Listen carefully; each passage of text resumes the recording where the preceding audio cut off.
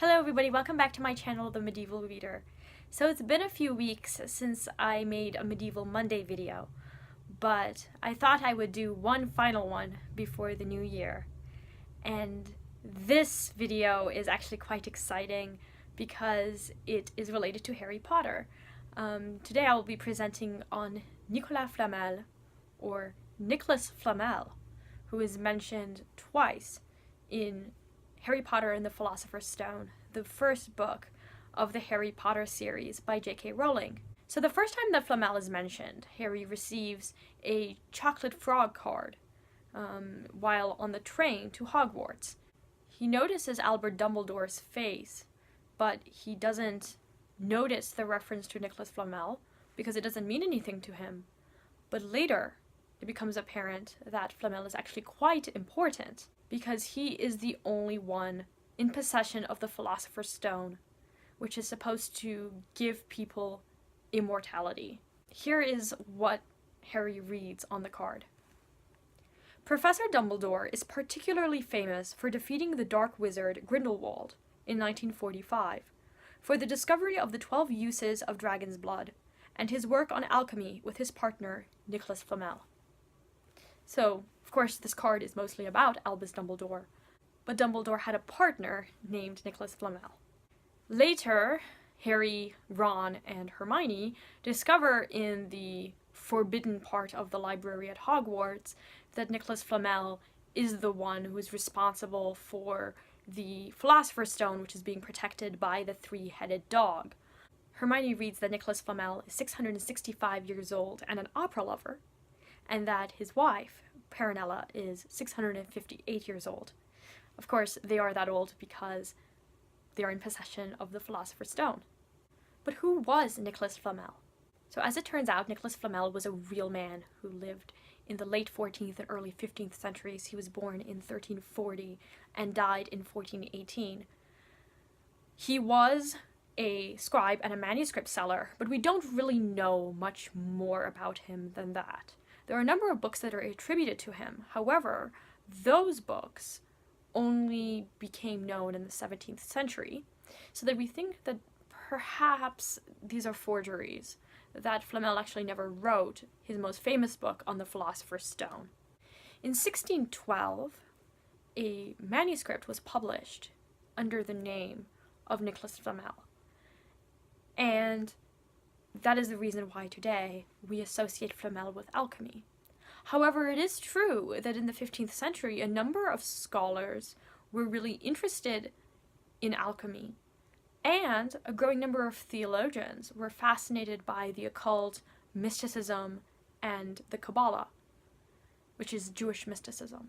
Indeed, the preface to Flamel's work on the Philosopher's Stone talks all about salvation history, and is this great praise of Jesus Christ, which I found quite surprising in a work on alchemy, which seems to be at odds with Christianity. But at this time, even in the 15th century, and of course it seems in the 17th century as well, these sort of things were not seen as incompatible, and there were a number of scholars, particularly humanists, who were very much into this stuff. So the title of his book, it's quite long, was his exposition of the hieroglyphical figures which he caused to be painted upon an arch in St. Innocent's churchyard in Paris, concerning both the theory and practice of the Philosopher's Stone. So what happened is that Flamel had received this mysterious book, which was written by some guy named Abraham the Jew. We don't know who he is. But evidently, the book had a number of images and explanations that really inspired Flamel to study the book. And from that, he discovered how to create the Philosopher's Stone. So then he had inscribed on this tympanum in the cemetery of the Holy Innocents, which is in Paris, a number of images which would help people be able to discover the secret of the Philosopher's Stone. So there is this book that inspires Flamel to write another book to explain a tympanum that he created that is supposed to reveal in miniature how to create the Philosopher's Stone and how it relates to salvation history. Because, once again, you've got alchemy mixed in with Christian imagery. You have Saints Peter and Paul, you have Jesus, you have angels, all in the same tympanum. So I actually looked through the book. I will link it below. It is really bizarre. It's about 50 pages, so it's not very long. However, it is quite dense because he takes the tympanum, breaks it up into different sections. Actually, it is broken up into different sections if you look at it. He goes into each of the different sections and explains what they mean, how they relate to the Philosopher's Stone, and then to salvation history at large. And I want to talk about a few of them that really stood out to me. So the first is the two dragons. So the two dragons that are in the image represent sulfur and argent vif, or quicksilver. So the sulfur is the base. It's the base metal, and it is male. It is male because it is hot and dry. And that is sulfur. And then on top of that is quicksilver, or argent vif, or mercury, and that is female. That's the female dragon, because it's cold and wet. And so the mixture of the two, when it is heated, but not too hot, will create this black substance after 40 days. If the black substance doesn't appear, then you have to start over. So that is really what I gathered from the book about how to create the Philosopher's Stone. I didn't read it in detail, but I did pick up a few things. The black substance he calls the black of the blackest black, and it is represented by a crow's head. And then Nicolas Flamel also depicted himself, along with his wife, Peronella, in the bottom of the tympanum, next to the image of the dragons.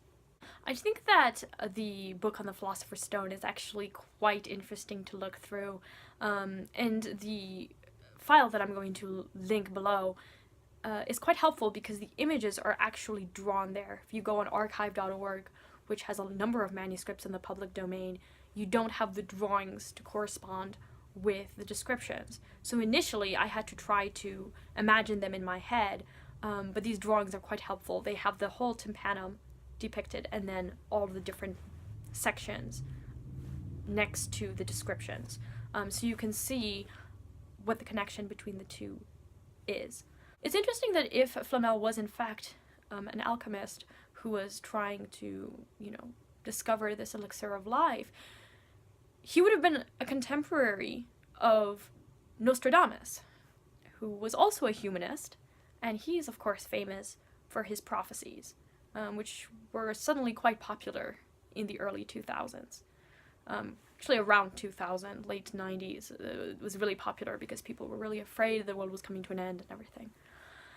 Anyway, I hope that was interesting. I found this really fascinating, and hopefully when I have the time I will read more closely the Book of Hieroglyphics and learn more about how to make this Philosopher's Stone.